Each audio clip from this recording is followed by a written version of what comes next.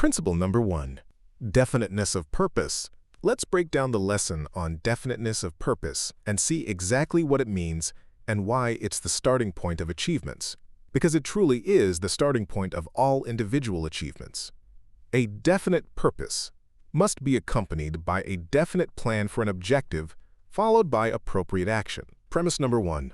A plan for action. You have to have a purpose, you have to have a plan, and you have to start putting that plan into action. It's not too important that your plan be sound, because if you find that you've adopted a plan that's not sound or not working, you can always change your plan. You can modify your plan, but it is very important that you be definite about it. What it is that you're going after and your purpose for getting it, that must be very definite. There can be no ifs, ands, or buts about it. You'll see before you get through this lesson why it's got to be definite. Now, just to understand this philosophy, to read it or hear me talk about it, wouldn't be very much value to you. The value will come when you begin to form your own patterns out of this philosophy and put it into work in your daily life, your business, your profession, your job, or your human relations. That's where the benefits will really come. Premise number 2.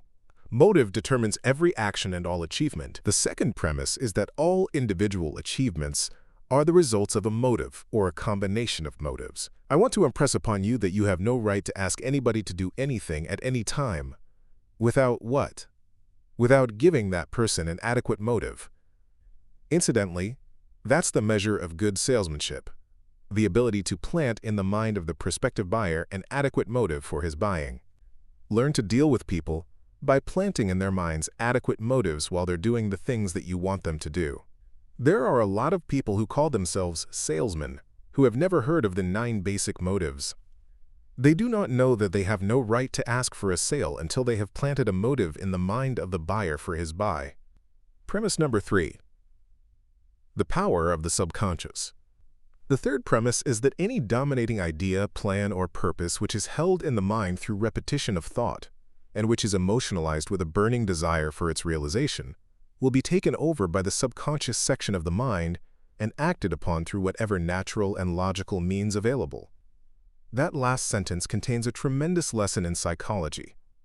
If you want the mind to pick up an idea and to form a habit so that the mind will automatically act upon that idea, you've got to tell the mind what you want, over and over and over again.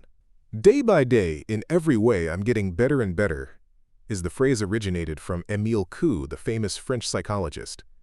It encapsulates his formula for curing thousands of people, in fact, a great many more than he didn't cure. I wonder if you would know why.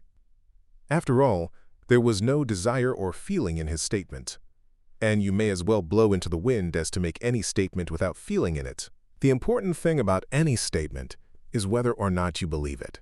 If you tell yourself anything often enough, you'll get to where you will believe it. Even a lie. It's funny, but it's true, that there are people who tell little white lies, and sometimes not so white, until they get to where they believe them. The subconscious mind doesn't know the difference between right or wrong. It doesn't know the difference between positive or negative. It doesn't know the difference between a penny or $1 million. It doesn't know the difference between success and failure. It'll accept any statement that you keep repeating to it, by thoughts, or by words, or by any other means. It's up to you, in the beginning, to lay out your definite purpose.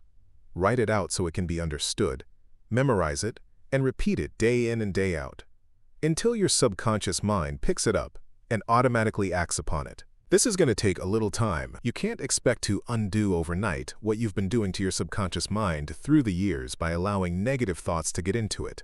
But you will find that if you emotionalize any plan that you send over to your subconscious mind, repeat it in a state of enthusiasm, and back it up with a spirit of faith, the subconscious mind not only acts more quickly, it also acts more definitely and more positively. Premise number 4. The power of faith. The fourth premise is that any dominating desire, plan, or purpose which is backed by that state of mind known as faith is taken over by the subconscious section of the mind and acted upon immediately. Faith is the only state of mind that will produce immediate action in the subconscious mind. By faith, I'm not making reference to wishing or hoping or mildly believing or any of those things. I'm making reference to a state of mind wherein whatever it is that you're going to do, you can see it already in a finished act before you even begin it. That's pretty positive, isn't it? I can truthfully tell you that not ever in my whole life have I undertaken to do anything that I didn't actually do. Unless I got careless in my desire to do it, backed away from it, or changed my mind or my mental attitude. I have never failed to do anything that I made up my mind to do. You can put yourself in a frame of mind to do whatever you make up your mind to do. Unless you weaken as you go along, as so many people do. I don't know for sure, but I suspect that there are a relatively small number of people in the world at any one time who understand the principle of faith, who really understand it and know how to apply it. Even if you do understand it, if you don't back it up with action and make it a part of your habit life, you might just as well not understand it. Faith without deeds is dead, faith without action is dead, and faith without absolute positive belief is dead. You won't get any results through believing unless you put some action back of that belief. If you tell your mind often enough that you have faith in anything, the time will come when your subconscious mind will accept that, even if you tell your mind often enough that you have faith in yourself. Have you ever thought what a nice thing it would be if you had such complete faith in yourself that you wouldn't hesitate to undertake anything you wanted to do in life? Have you ever thought what a benefit that would be to you? Do you know how many people sell themselves short all the way through life because they don't have the right amount of confidence, let alone faith? Give a guess as to the percentage. It's somewhere between 98 and 100. The percentage that does is so small that I wouldn't begin to guess just exactly what it is. But judging by the good many thousands of people that I have come into contact with, and you know without my telling you that my audiences in my classes are always above average, I would say that well over 98% of the people never in their whole lives develop a sufficient amount of confidence in themselves to go out and to undertake and to do the things they want to do in life. They accept from life whatever life hands them. Isn't it strange how nature works? She gives you a set of tools. Everything that you need to obtain all that you can use or aspire to have in this world. She gives you tools for your every need. And she rewards you bountifully for accepting and using those tools. That's all you have to do, just accept them and use them. She penalizes you beyond compare if you don't accept them and use them. Nature hates vacuums and idleness. She wants everything in action, and she especially wants the human mind to be in action. The mind is not different from any other part of the body. If you don't use it or rely on it, it atrophies, withers away, and finally gets to where anybody can push you around. Anybody. Sometimes, you don't have the willpower to even resist or protest when people push you around. Premise number 5, the power of thought. The 5th premise is the power of thought, the only thing over which any human being has complete and unquestionable means of control. This is so astounding that it connotes a close relationship between the mind of man and infinite intelligence. There are only 5 known things in the whole universe, and out of those 5 is shaped everything that's in existence, from the smallest electrons and protons of matter on up to the largest suns that float out there in the heavens, including you and me. Just 5 things. There's time, space, energy, and matter, and those 4 things would be no good without the 5th thing. They'd be nothing. Everything would be chaos. You and I never could have existed without that 5th thing. What do you think it is? Universal intelligence. It reflects itself in every blade of grass, everything that grows out of the ground, and in all of the electrons and protons of matter. It reflects itself in space and in time, in everything that is. There's intelligence operating all the time, and the person who is the most successful is the one who finds the ways and means to appropriate most of this intelligence through his brain and put it into action. This intelligence permeates the whole universe. Space, time, matter, energy, and everything else. Every individual has the privilege of appropriating to his own use as much of this intelligence as he chooses. He can only appropriate it by using it. Just understanding it or believing in it is not enough. You've got to put it into specialized use, in some form, and the responsibility of this course is mainly to give you a pattern, a blueprint, by which you can take possession of your mind and put it into operation. All you have to do is to follow the blueprint. Don't just pick out that part of it which you like best and discard the others. Take it all as is. Premise number 6. Subconscious link to infinite intelligence. The 6th premise states that the subconscious section of the mind appears to be the only doorway of individual approach to infinite intelligence. I want you to study that language very carefully. I said it appears to be. I don't know if it is. I doubt if you do, and I doubt if anyone knows definitely. A lot of people have a lot of different ideas about it. but from the best intelligence that I have been able to use. From the best observations that I have been able to make through thousands of experiments, it appears true. The subconscious section of the mind is the only doorway of individual approach to infinite intelligence, and it is capable of influence by the individual through the means described in the subject of this lesson. The basic approach is faith based upon definiteness of purpose. This one sentence gives you the key to this premise, faith based upon definiteness of purpose. Do you have any idea why it is that you don't have as much confidence in yourself as you should have? Have you ever stopped to think about that? Did you ever stop to think why it is? When you see an opportunity coming along, or what you believe to be an opportunity, you begin to question your ability to embrace and use it. Haven't you had that happen to you many times? Doesn't it happen every day? If you've had a chance to be close to people who are very successful, you'll know that is one thing that they're not bothered by. If they want to do something, it never occurs to them that they can't do it. I hope that in your association with Napoleon Hill Associates, you've come to know my distinguished business associate, Mr. W. Clement Stone. If I ever saw a man that knows the power of his mind and is willing to rely upon that mind, Mr. Stone is that man. I don't think Mr. Stone has any worries. I don't believe he would tolerate a worry. I think it would be an insult to his intelligence if he recognized that anything worried him. Why? Because he has confidence in his ability to use his mind and to make that mind create the circumstances that he wants to be created. That's the condition and the operation of mind. Any successful mind. And that's going to be the condition of your mind when you get through with this philosophy. You're going to be able to project your mind into whatever objective you choose, and there'll never be a question in your mind as to whether you can do what you want to do or not. Never a question in the world. Premise number 7. Brain as thought transmitter. The 7th premise is that every brain is both a receiving set and broadcasting station for the vibrations of thought. This explains the importance of moving with definiteness of purpose instead of drifting. A brain thoroughly charged with the nature of one's purpose will begin to attract the physical or material equivalents of that purpose. Get it into your consciousness that the first radio broadcasting set is the one that exists in the brain of man. Not only does it exist in the brain of man, it also exists in a great many animals. I have a couple of Pomeranian dogs, and they will know exactly what I'm thinking, sometimes before I know. They're so smart they can tune in on it. They know when we start off for an automobile ride whether they're going along or whether they're not. I don't have to say a word. Not a word. Because they're in constant attunement with us. Your mind is sending out vibrations constantly.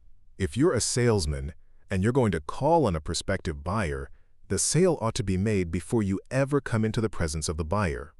If you're going to do anything requiring the cooperation of other people, condition your mind so that you know the other fellow's going to cooperate. Why? Because the plan that you're going to offer is so fair, honest, and beneficial to him that he can't refuse it. In other words, you have a right to his cooperation.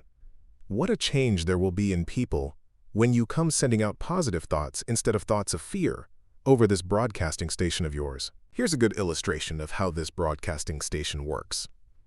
Maybe you need $1,000 very badly. You go down to the bank because you've got to have that 1,000 by day after tomorrow, or else they're going to take back your car, or the furniture, or something else. You just have to have that $1,000. The banker can tell the moment you walk inside the door that you just have to have it. The funny thing is, he doesn't want you to have it. Actually, it's not funny, it's tragic. It's like carrying matches around in your pocket all the time and being surprised when you eventually set your own house on fire. You broadcast your thoughts. They precede you. And when you get there, you find that instead of getting the cooperation you went after, the other person reflects back to you that state of doubt, that state of mind that you sent out ahead. While I was doing the research on this philosophy, I made my living teaching salesmanship. I taught over 30,000 salesmen, many of them now life members of the coveted $1 Million Roundtable in the life insurance field. If there is one thing in this world that has to be sold, it's life insurance. Nobody ever buys life insurance. It has to be sold. The first thing I taught people under my direction was that they must make the sale to themselves before they try to make it to the other fellow. If they don't do that, they're not going to make a sale. Somebody might buy something from him or her, but they'll never make a sale unless they first make it to themselves. Every brain is a broadcasting station and a receiving set, and you can attune that brain so that it'll attract the positive vibrations released by other people. This is the point I'm coming to and I want you to get. There are myriad vibrations floating out there constantly. You can train your own mind to pick up and to attract only the vibrations that are related to what you want most in life. How do you do that? You keep your mind on what you want most in life, your definite major purpose, so that by repetition, by thought, and by action, the brain will eventually only identify vibrations related to your definite purpose. What a marvelous thought. You can educate your brain so that it will absolutely refuse to pick up any vibrations except those related to what you want. When you get your brain under control like that, you will be on the path, really and truly on the beam. Benefits of definiteness of purpose. What are some of the benefits of definiteness of purpose? First, definiteness of purpose automatically develops self-reliance, personal initiative, imagination, enthusiasm, self-discipline, and concentration of effort. All of these are vital and important prerequisites for success, which you develop through definiteness of purpose. This requires knowing what you want, having a plan for getting it, and having your mind mostly occupied with carrying out that plan. Put infinite intelligence to work. Unless you're an unusual person, you're almost sure to adopt some plans that are not going to work so well. When you find out that your plan is not right, immediately discard it and get another one. Keep at it until you find one that will work. In the process, remember that infinite intelligence, with all its wisdom, might have a plan for you better than the one you had for yourself. Have an open mind so that if you adopt a plan to carry out your major purpose or a minor purpose, and if it doesn't work well, you can dismiss that plan and ask for guidance from infinite intelligence. You may get that guidance, and what can you do to be sure that you'll get it? You can believe that you'll get it. It's not even going to hurt if you say out loud orally that you believe it. I suspect that the Creator knows your thought, but I've found that if you express yourself with a lot of enthusiasm, it stirs your belief and arouses your subconscious mind. When I wrote Think and Grow Rich, the original title was The 13 Steps to Riches. Both the publisher and I knew that was not a box office title. We had to have $1 million title. They set the book in type, and the publisher kept prodding me every day to give him the title I wanted.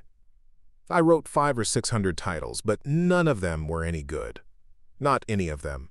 One day my publisher called me and scared the dickens out of me by saying, "Tomorrow morning I've got to have that title, and if you don't have one, I have one that's a humdinger." "What is it?" I asked. He said, "We're going to call it Use Your Noodle and Get the Boodle." I replied, "My goodness, you'll ruin me. This is a dignified book, and that flippant title will ruin the book, and me too." "Well," he said, "that's the title unless you give me a better one by tomorrow morning." Now, I want you to follow this incident because it's potent food for thought. That night, I sat down on my bed, and I had a talk with my subconscious mind. And I said, "Now, you and I have gone a long way together. You've done a lot of things for me, and some things to me, thanks to my ignorance. But I've got to have $1 million title, and I've got to have it tonight, do you understand?" I was talking so loudly that the man in the apartment above me thumped on the floor. I don't blame him because he probably thought I was quarreling with my wife. I really gave the subconscious mind no doubt as to what I wanted. I didn't tell the subconscious mind exactly what kind of a title. I only said it's got to be $1 million title. I went to bed only after I had tried my subconscious mind, and I reached that physiological moment where I knew it was going to produce what I wanted. If I hadn't gotten to that point, I'd still be there sitting there on the side of that bed, talking to my subconscious. There is a physiological moment you can feel when the power of faith takes over whatever you're trying to do and says, "All right, now you can relax, that's it." I went to bed, and about 2 o'clock in the morning, I woke up as if somebody had shaken me. As I came out of my sleep, Think and Grow Rich was in my mind. I let out a whoop, jumped to my typewriter, wrote it down, grabbed the telephone, and called the publisher. He answered. "What's the matter? Is the town on fire?" I said, "You bet it is, with $1 million title, Think and Grow Rich." He immediately said, "Boy, you've got it." And I'd say, "We got it." That book grossed over $23 million already, and probably will gross over $100 million before I pass on. There's no end to it. A $1 million title is already a multi-million-dollar title. After the thrashing I gave my subconscious, I'm not surprised. Why didn't I use that method in the first place? After all, I know the law. Why didn't I go directly to the source and get my subconscious mind heated up instead of sitting down at my typewriter writing out 500 or 600 titles? I'll tell you why. It's the same reason that you will oftentimes know what to do but won't do it. There's no explaining the indifference of mankind toward himself. Even after you know what the law is, you'll fool around until the last minute before you do anything about it. It's the same with prayer. When a time of great need comes and you're scared to death, you don't get any results from prayer. To get results from prayer, you must condition your mind so that your life is a prayer. Day in and day out, every minute of your life is a constant prayer. Prayer is based on belief in your dignity, your right to tune into infinite intelligence to have the things that you need in this world. So it is with this human mind. You've got to condition the mind as you go along from day to day, so that when any emergency arises, you'll be right there ready to deal with it. Also, the definiteness of purpose induces one to budget one's time and to plan day to day those endeavors that lead to the attainment of one's major purpose. If you compare an hour-by-hour account of the actual work you put in each day for 1 week against an hour-by-hour account that you waste, but could devote to anything you want to if you wanted to badly enough, you'd get one of the shocks of your life. We're not efficient. You only have 3 sets of hours, about 8 hours to sleep, about 8 hours to earn a living, and about 8 hours of free time to do anything that you want. Opportunity appears when you look for it. Definiteness of purpose makes us more alert in recognizing opportunities related to the object of our major purpose. It inspires the courage to embrace and act upon those opportunities. It lets us see opportunities almost every day of our lives that could benefit us if only we embraced them and acted upon them. Unfortunately, there's something in us we call prostration, which is a lack of will, alertness, or determination to embrace opportunities when they come along. If you condition your mind with this philosophy, you'll not only embrace opportunities, but you'll do something better. What could you do better than embrace an opportunity? Make the opportunity. The day before an attack, one of Napoleon's generals told him that the conditions, the circumstances, were not just right for the planned morning attack. Napoleon responds, "Circumstances not right? Hell, I make circumstances. Attack." I have never seen a successful man yet in any business that didn't say attack when somebody says it can't be done. Attack where you are. And when you get to that curve in the road that you can't see until you get there, you'll always find that the road keeps going around. Attack. Don't procrastinate and don't stand still. Attack. Purpose inspires confidence. Definiteness of purpose inspires confidence in one's integrity and character. It attracts the favorable attention of other people. Have you ever thought about that? I think the whole world loves to see a person walking with his chest sticking out, with an atmosphere that tells the whole doggone world that he knows what he's doing, and he is proud in doing it. People will get out of the way on the sidewalk and let you go by if you are determined to get by. You don't even have to whistle at them or holler at them or anything of that kind. You just have to send your thoughts ahead, with determination that you're going ahead proudly, and believe me, they stand aside and let you go through. The world's like that. The man who knows where he is going and is determined to get there will always encounter willing helpers to cooperate with him. The greatest of all the benefits of the definiteness of purpose is that it opens the way for the full exercise of that state of mind known as faith. It makes the mind positive and frees the mind from the limitations of fear, doubt, discouragement, indecision, and prostration. When you know what you want and you know what you're going to do, at that very minute, all of the negatives that have been bothering you will pick up their baggage and move out. They can't live in a positive mind. Can you imagine a negative and a positive frame of mind occupying the same space at the same time? No, you can't, because it can't be done. Did you know that the slightest bit of negative mental attitude is sufficient to destroy the power of prayer? Did you know that the slightest bit of a negative mental thought is sufficient to destroy your plan, whatever it is? You have to move with courage, faith, and determination in carrying out your definiteness of purpose. The consciousness of success. Definiteness of purpose also makes one success conscious. Do you know what I mean by success conscious? If I said it makes one health conscious, you'd probably know that, your thoughts are predominantly about health. With success consciousness, your thoughts are predominantly about success. The can-do part of life, not the no-can-do. 98% of the people, the ones we were talking about a while ago, never get anywhere because they are no-can-do people. No matter what circumstances before them, they fasten their attention upon the no-can-do part. The negative part. As long as I live, I'll never forget when Mr. Carnegie surprised me and gave me the chance to organize this philosophy. I tried every way in the world to give him all the reasons I could think of that I couldn't do it. I think I had 6 reasons why I couldn't do it. I didn't have sufficient education, I didn't have the money, I didn't have the influence, I didn't know what the word philosophy meant. 2 other reasons immediately popped into my mind as I was trying to get my mouth open to thank Mr. Carnegie for the compliment he'd paid me. In my mind, I doubted Mr. Carnegie was as good a judge of human nature as he was reported to be, because he was picking me to do this job. However, something over my shoulder was telling me, "Go ahead, tell him you can do it, spit it out." I said, "Yes, Mr. Carnegie, I'll accept the commission and you can depend upon it, sir, that I will complete it."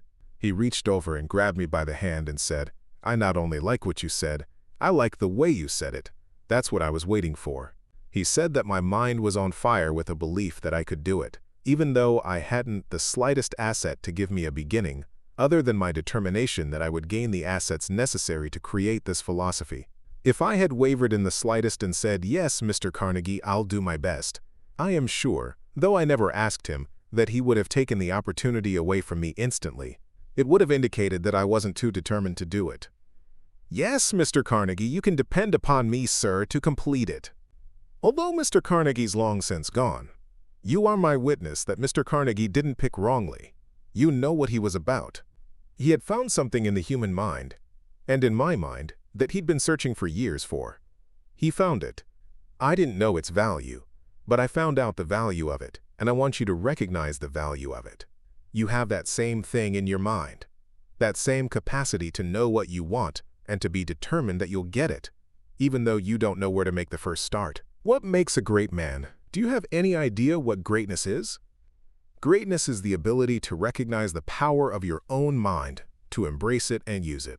That's what makes greatness. In my book of rules, every man and every woman can become truly great by the simple process of recognizing his or her own mind, embracing it, and using it. Steps for creating your definiteness of purpose. Here are instructions for applying the principle of a definite major purpose.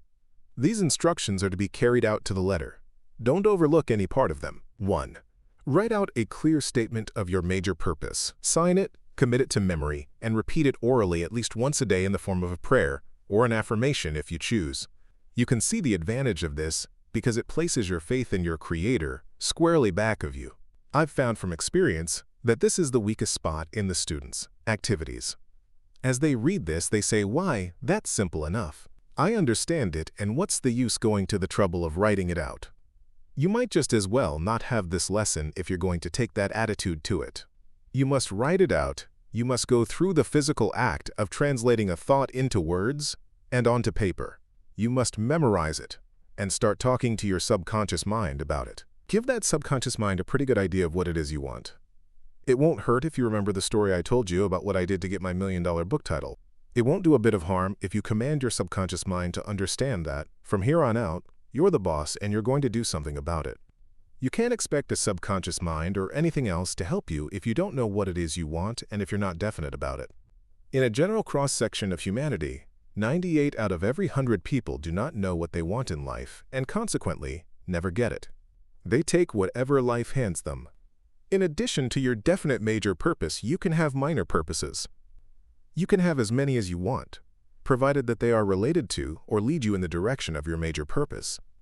Your whole life should be devoted to carrying out your major purpose in life. Find out what it is you want. It's all right to be modest like I am when you ask for what you want. Don't be too modest. Reach out and ask for a bounty. Ask for the things that you are sure you are entitled to, but don't overlook the subsequent instructions I'm going to give you about what it is you're going to give in return for what you expect. 2. Write out a clear, definite outline of the plan, or plans by which you intend to achieve the object of your purpose. State the maximum time within which you intend to attain your purpose. Describe in detail precisely what you intend to give in return for the realization of the object of your purpose. Make your plan flexible enough to permit changes anytime you are inspired to do so. Remember that infinite intelligence may present you with a better plan than yours, and oftentimes will, if you are definite about what you want. Have any of you ever had a hunch that you couldn't describe, or you couldn't explain away. Do you know what a hunch is? It's your subconscious mind trying to get an idea over to you, though you're often too indifferent to let the subconscious mind talk to you for a few moments. I've heard people say, well, I've had the darndest fool idea today. That darn fool idea might have been $1 million idea if you would have listened to it and had done something about it. Have great respect for these hunches that come to you because there's something outside of yourself trying to communicate with you. Undoubtedly. I have a great respect for these hunches that come to me, and they come to me constantly. I find them always related to something that my mind's been dwelling upon, something that I want to do, and something that I'm engaged in. Write out a clear, definite outline of the plan or plans, and state the maximum of time within which you intend to attain it. That timing is very important. Don't write out as your definite major aim that I intend to become the best salesman in the world, or that I intend to become the best employee in my organization, or that I intend to make a lot of money.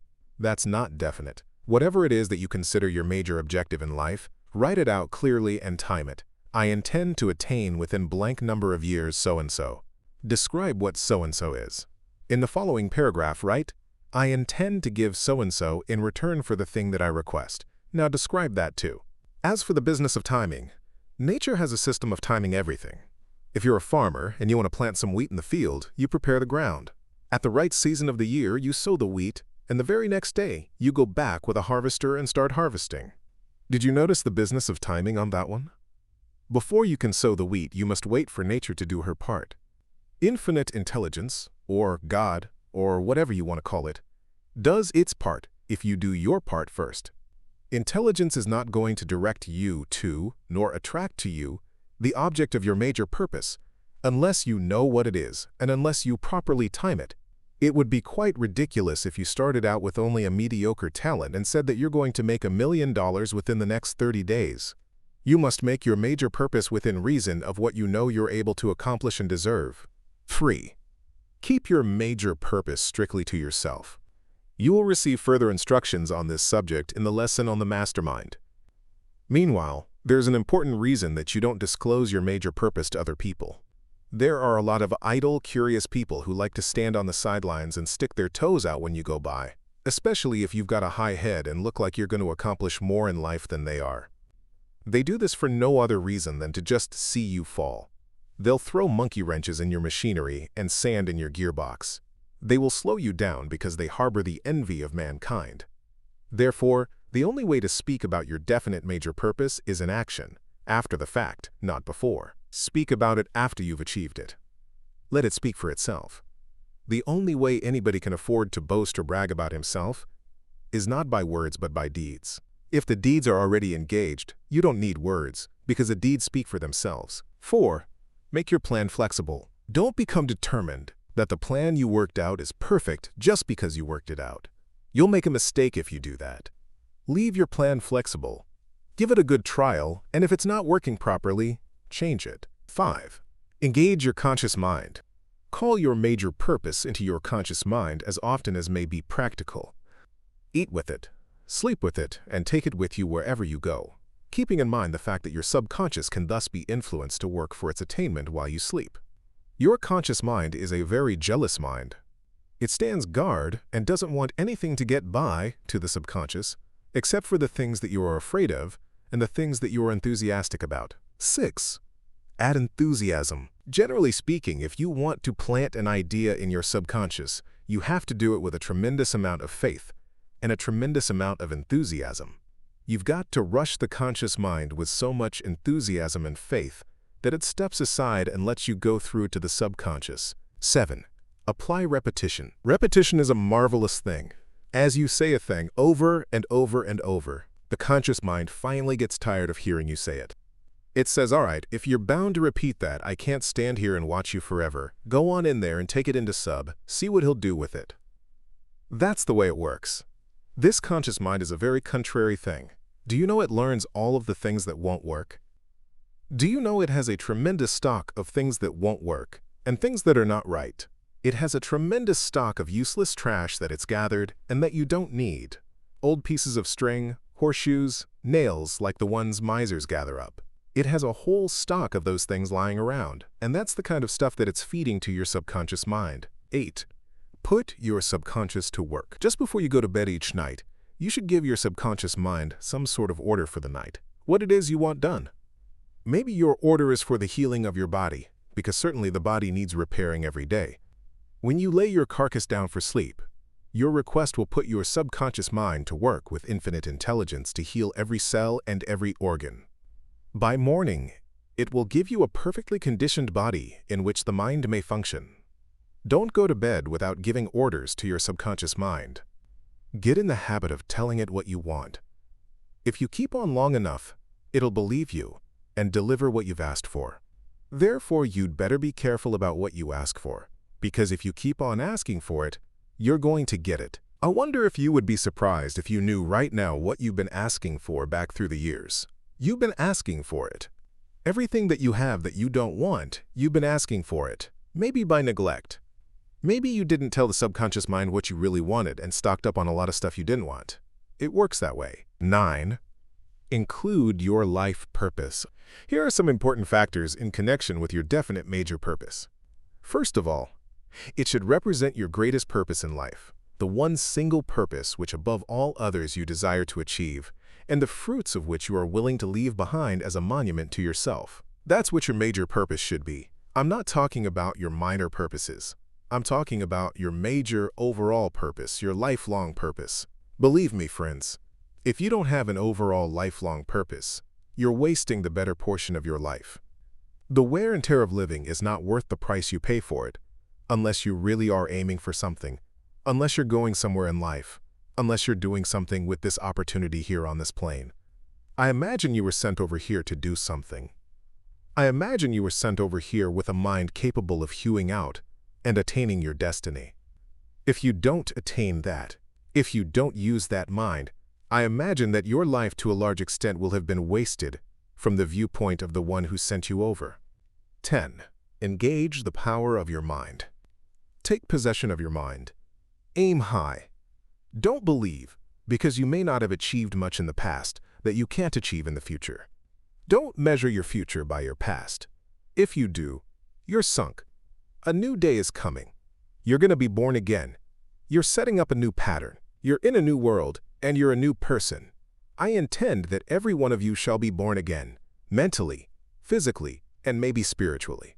You shall be born to a new aim, a new purpose, a new realization of your own individual power, and a new realization of your own dignity as a unit of mankind. If you ask me what I believe to be the greatest sin of mankind, I bet you'd be surprised at what my answer would be. What would yours be?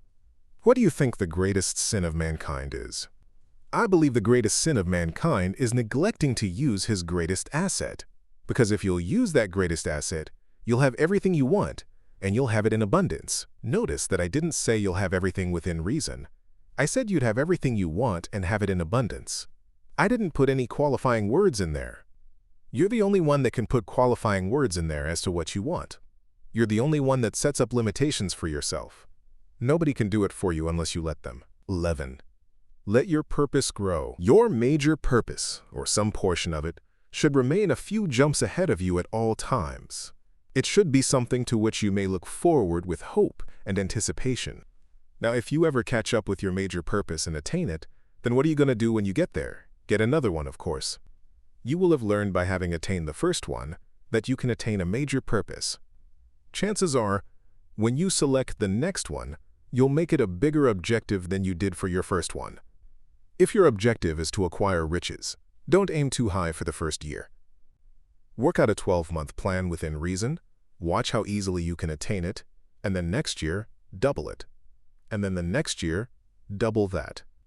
One's major purpose should keep a few jumps ahead of him. Why? Why not allow a definite purpose that you can catch up with by tomorrow? Obviously, if you do that, your definite major purpose is not going to be very extensive, is it? A bigger purpose is going to have the fun of pursuit. Pursuit is a great thing. After you've found success, or after you've found your objective, there's no fun in it until you turn around and start after something else. Life is less interesting when one has no definite purpose to be obtained other than that of merely living. The hope of future achievement of a major purpose is among the greatest of man's pleasures. Indeed, sorry is the man who has caught up with himself and no longer has anything to do. I've found a lot of them and they're all miserable. You've got to keep active, keep doing something, keep working, and keep an objective ahead of you. One's major purpose may, and it generally does, consist of that which can be attained only by a series of day-to-day, month-to-month, and year-to-year steps. It is something that should be so designed as to consume an entire lifetime of happy endeavor. It should harmonize with one's occupation, business, or profession, because each day's work should enable one to come one day nearer to the attainment of his major purpose in life. I feel sorry for the individual who is just working day in and day out in order to have something to eat, some clothes to wear, and a place to sleep. I feel sorry for anyone who has no aim beyond having just enough to exist on. I can't imagine anybody in this lecture class being satisfied by existence alone. I think you want to live. I think you want abundance. I think you want everything that's necessary for you to do the thing you want to do in life, including money. One's major purpose may consist of many different combinations of lesser aims, such as the nature of one's occupation, which should be something of your own choice when you come to write out your definite major purpose. Write it out like planks in a platform. Number 1, so-and-so. Number 2, so-and-so. Harmonious relationships. Be sure that you include in your major purpose perfect harmony between yourself and your mate. Do you know of anything more important than that? Do you know of anything, any human relationship more important than that of a man and his wife?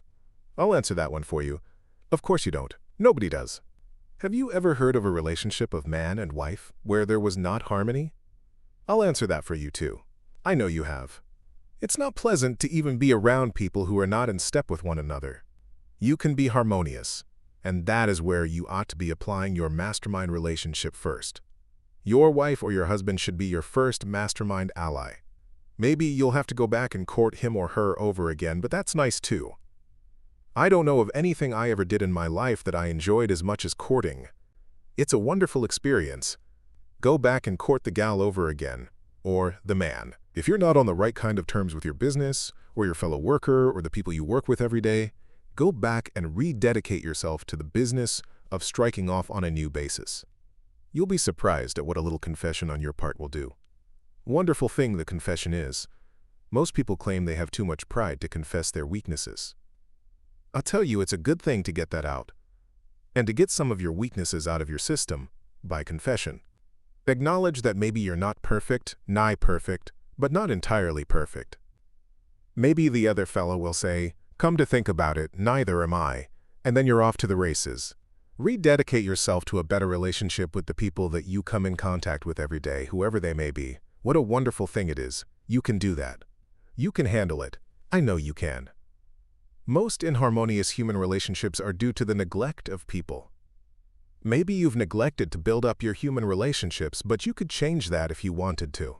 Part of your definite major purpose should be the budgeting of income and expenses, to provide for the accumulation of a definite security now, for old age, for the security of loved ones, and so forth. Include the budgeting of time so as to provide whatever income is necessary to support one's plan for the attainment of a definite major purpose. Write out your platform for life and include under these minor purposes the things that are related to your major purpose. Include the things that you're going to have to get in order to have a step-by-step movement up toward your major purpose.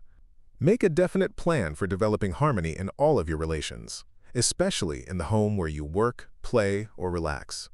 The human relationship plank is the most important one in connection with one's major aim, since the aim is attainable very largely through the cooperation of others. Have you ever thought of that? The things that you do in life, if they're worthwhile, have to be done through harmonious cooperation with other people. And how are you going to get that harmonious cooperation if you don't cultivate people, understand them, and make allowances for their weaknesses? Did you ever have a friend that appreciated you were trying to reform him or change his mind about something? Do you like to have a friend come around and try to reform you? No, nobody does. But there are certain things that you can do for a friend by example. That's a mighty effective way of doing it. Tell a man where he's wrong, and chances are that he'll have business to attend to right around the corner from you. And when he sees you coming, he'll get on the other side of the street. In your human relations, you can develop a marvelous relationship, but you can't do it by criticizing people or harping upon their faults, because we all have faults. A better thing to do is to talk upon a person's virtues and his good qualities. I have never seen a person so low that he didn't have some good qualities. If you'll concentrate upon those good qualities, that person on whom you're concentrating will go out of his way and lean over backward to make sure that you're not disappointed. One should not hesitate to choose a major aim that may be out of his reach for the time being. This prepares one to attain pretty much any desired purpose in life. When I chose as my definite major purpose the organizing and taking to the world of the first practical philosophy of individual achievement, it was way beyond my reach. What kept me being brought down throughout 20 years of unproductive effort of research? What kept me striving and struggling while the majority of people I knew were criticizing me? I had to have an abundance of faith, and I had to keep that faith alive by moving as if I knew in advance that I was going to complete the task Mr. Carnegie assigned to me. There were times when it looked as if what my friends and relatives were saying about me was absolutely true. In a sense, it was. I was wasting my time. From their viewpoint and their measuring stick and their standards, I was wasting 20 years of my time. But from the viewpoint of the millions of people who have benefited and will benefit by my work during those 20 years, I was not wasting my time. You can't fail unless you think you can. If you think you can fail, then you can. If you stay around me long enough, you'll know you're not going to fail. Nature operates with purpose. Our greatest demonstration of the universal application of the principle of definiteness of purpose is evidenced by nature. If there is anything in this universe that's definite, it's the laws of nature. They don't deviate, they don't temporize, and they don't subside. You can't go around them, and you can't avoid them, but you can learn their nature and adjust yourselves to them and benefit by them. Nobody ever heard of the law of gravitation being suspended by even one fraction of a second. It never has been done and never will be. Throughout the whole universe, perhaps even throughout systems of universes, nature is so definite that everything moves with precision, like clockwork.